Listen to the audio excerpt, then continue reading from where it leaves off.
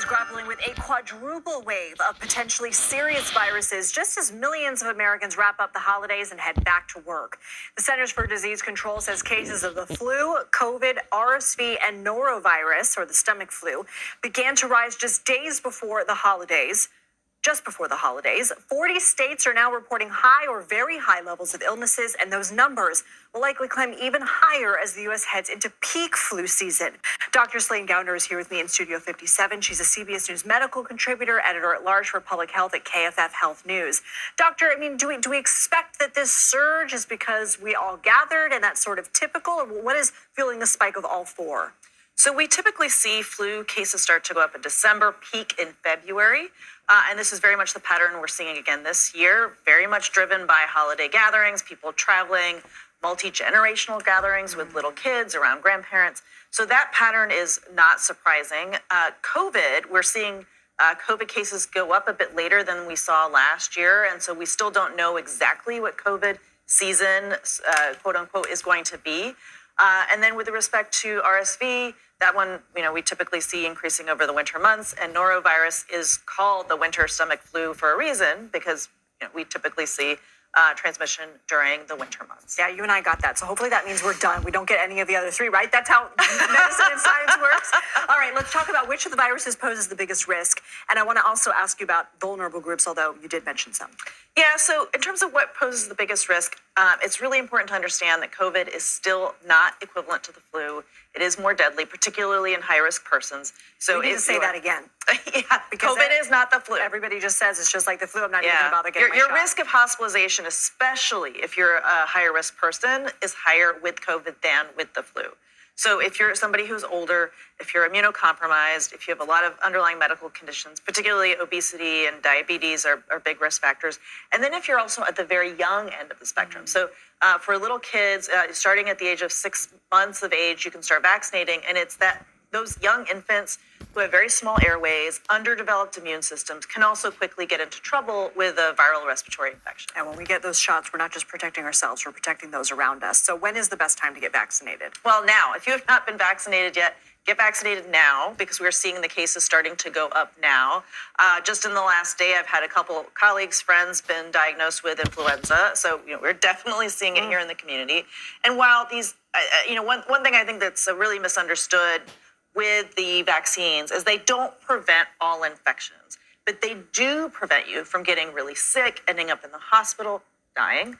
And a lot of people think, why am I even getting this if I'm going to get sick anyway? But It's that point that is so important. Do you want to get something that is going to knock you out for so many days? And also, again, we're talking about protecting the whole community. Right, exactly. And so even if you do get it, it'll be a milder case. You'll be able to get back to school or work more quickly if you've been vaccinated. So that's really the benefit of doing that. So the last time we were talking about norovirus, you were talking about washing our hands. Yes. I've taken that to heart. All right, first and foremost, I want to give all praises, honor, glory, and fear to Yahweh, Bahashem, Yahweh Shai, Bahashem, Kakadash. I also want to give double honors to the elders and apostles of Great Millstone, and peace and salutations to the Lord's hopeful elect. Back at it through the spirit and power of Yahweh, Bahashem, Yahweh Shai. So here we go again, man. Of course, rumors. We go through this every year with these so-called viruses and sickness and disease, especially around the wintertime, man. But the point of the epistle is, the wording that they're using, back to the, the V word. And we do know what's been prophesied, man, pestilence. So we do believe through the spirit and power of Yahweh Shem Shai, somehow, some way, eventually, Lord willing, pretty soon, the Lord is going to unleash, all right, Yahweh Shem Shai is going to unleash, some type of plague or plagues, in relation to pestilence, man, where people are going to get sick. I believe through the spirit, all these movies and shows about zombies is going to be a real thing, man. People are going to get so sick. It'll be some type of virus, whether the Lord allows somebody to, attack this place or it just comes about. However, It'll be a disease that'll bug you out, man. Have your limbs falling off, foaming at the mouth, all type of stuff, man. And that's what we got to be prepared for. And it's all part of the program, man. They need all this chaos. They need these sicknesses, these diseases, so they can come in with their solution, man. And they need the chaos as well, so that they can come in with their martial law and then try to reset the whole world, man, via the new world order, headed up by that mark of the beast, man, that device, all right, RFID microchip that they want to implant in every human being on the earth. And without that device, you're not going to be able to buy or sell. So we got to remain circumspect and know what time it is. This is Daniel 7:25. And he, speaking about our enemy Esau, Edom, and his counterparts, shall speak great words against the Most High. And he's already done that by lying, decades through decades lying,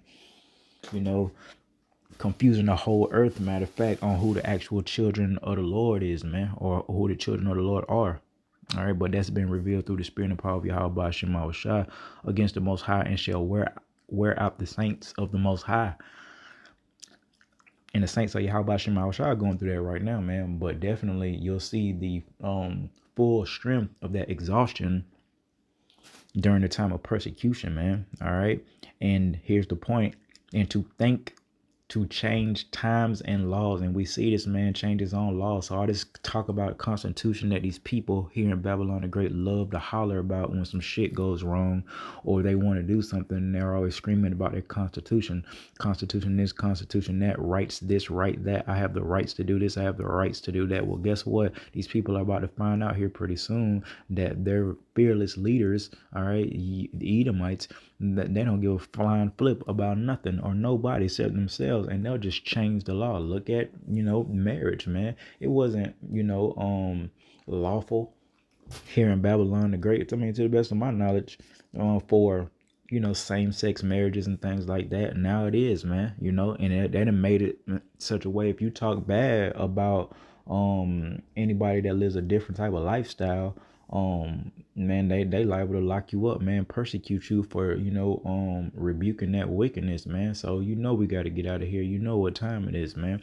But we just got to stay circumspect. This is 2 Corinthians 2:11. Gotta always remember this.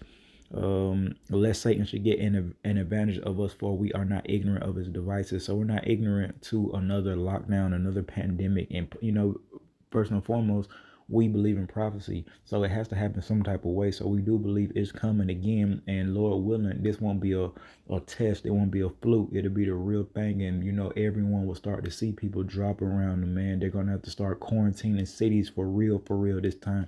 We through the spirit, seems like what happened, a while ago with the pandemic, seems like that was like a test run to see how people would respond, how society would respond, man, how long they could endure, being on quote unquote lockdown and things like that. See how they would respond to their folly, being in jeopardy and things like that. And a lot of people that wasn't receiving money, they didn't handle it well at all, man. They were freaking out, they were depressed. Domestic violence went up. The spirit of division was going out amongst many households. Money was tight for people that didn't get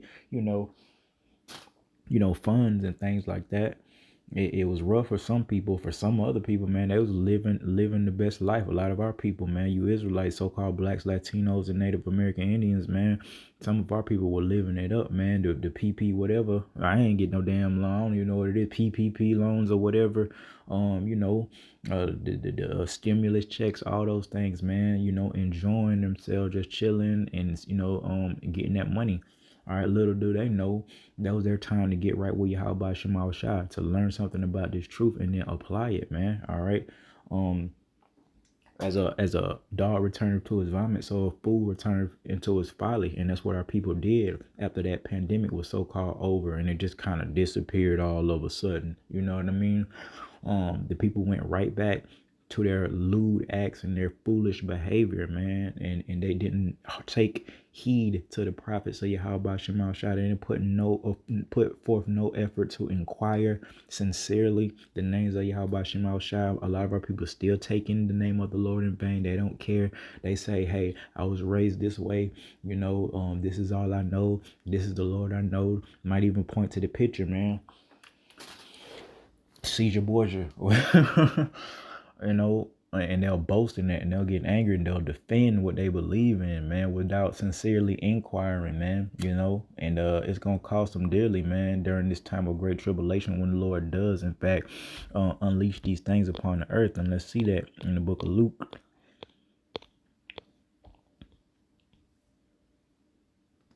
chapter 21 and verse 11.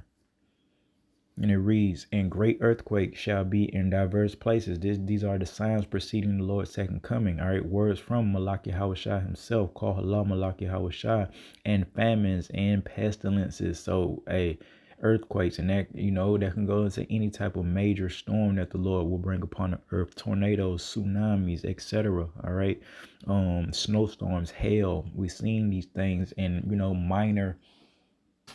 uh minor fractions compared to Jacob's trouble. We're trying to warn our people the Lord is going to unleash all these things at a unprecedented level at the same time, or you know, or you know, back to back to back. But you're not going to get no rest during Jacob's trouble if you haven't been serving Yahweh Shem Shah. If you were just playing games, not putting forth an effort at all, completely disregarding, and you've received these benefits. And that goes for anything that you have, clothing, food, a vehicle. All these things were given by Yahweh Shem Shah, and you guys that don't care are showing yourself to be very, very unappreciative, and the Lord's going to take it away from you, man. And you're not going to be prepared because you're settled on your leads. You're comfortable. You don't think anything bad is going to happen to you, especially, you know, these wicked ass women. But again, and great earthquakes shall be in diverse places, and famines and pestilences and fearful sights, man. Hey, going into them zombie, you know, that zombie like disease, man, that we really believe is going to happen out here. Look at that drug flocker. And I mean, just look at crack. I mean, even crack, man. Even crack. You know, when crack hit, it was a freaking mess, man. I came out in the late 80s.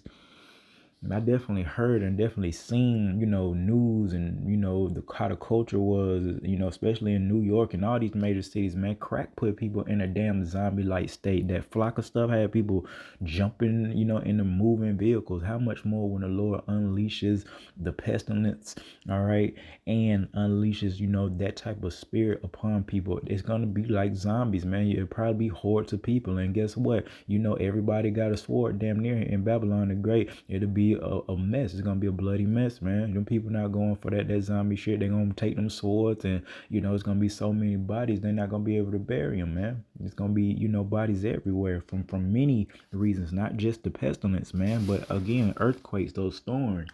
It's gonna displace people. You're gonna leave your dwelling place, and you're gonna have to go find somewhere to stay, man. FEMA camps, you know, gonna be probably the number one spot. Some of these warehouses and abandoned, you know, Walmarts and things, you know, maybe that these football stadiums, even the football stadiums, once the folly goes away, you know, they're gonna be used to, you know, house people during Jacob's trouble, man. So we just gotta be prepared for this and just know what's going on, which we do through the spirit and power of Yahweh B'Hashem Yahweh, call Halal Yahweh B'Hashem Yahweh. All right, book of Jeremiah.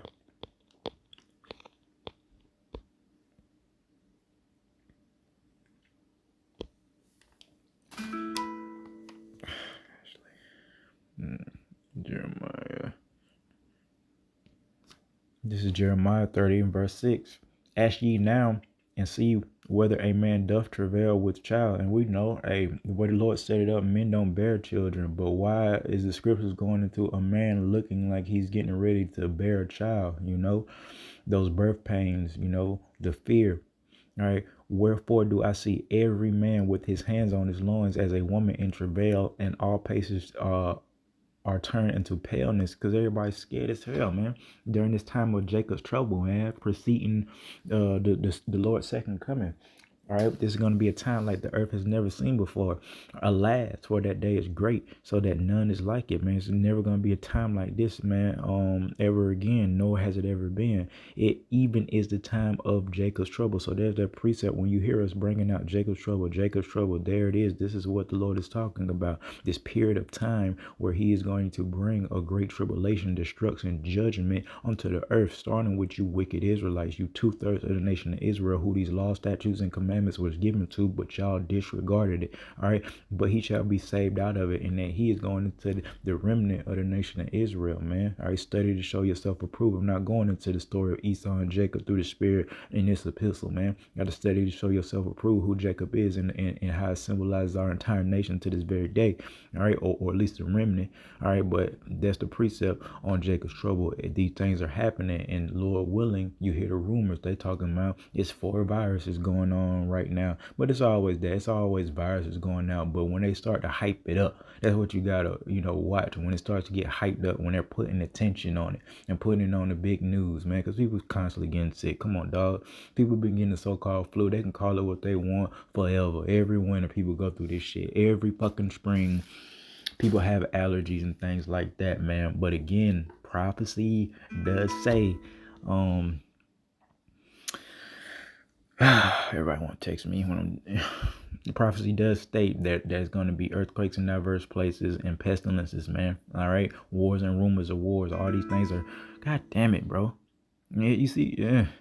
I'm almost done through the Spirit, but there's going to be wars and rumors of wars, and we hear and see those rumors, and we've experienced those wars, and we see it getting bigger and bigger and bigger, setting the stage for the big World War III, man. All right, and you can be in denial all you want. World War II down near in the 40s, you know what I mean? That wasn't that long ago, wasn't that long ago at all, man. We got people in our family that was alive on this earth during the time where the whole, quote unquote world was at war, man. A lot of countries, man, were at war, and it wasn't a great time upon the earth. So obviously this is not nobody's rest. Even you Edomites, you guys blew it. You dropped the ball, man. Now as far as the elite go, they probably living decently. They got their own farmlands and own animals. And I heard some rich dude, I don't know who he was, but he was already a rich dude himself. I think he was like an actor or something. And he was talking about he was at one of those so-called elites, man. I don't know who it was, but he was talking about dude had to drive inside of his home to the dining room, wherever they ate, wherever they was at, like the living room or something. He had a vehicle, a car inside of his home. So how big do you think his home was that he had to get in it and had a chauffeur just drive him to where he's going to eat inside of his house, man? You know what I mean? So, the earth was given into the hands of the wicked. But as far as Esau, Edom's people, hey, man, they ain't doing too good, man. They ain't doing too good. A lot of our people living better than them, man. So this ain't nobody rest, man. Except the elite, Esau, Edom, really, and some of these other heathens, man, and everybody that sold they soul. I guess they're at rest, the crash out. But guess what, man? The Lord got them in a trick bag, because he's, finna swiftly remove the rug off from under their feet, man. So with that, I want to give all praises, honor, glory, and fear again to Yahweh, by Hashem, Yahweh Shai. Until next time, Shalom.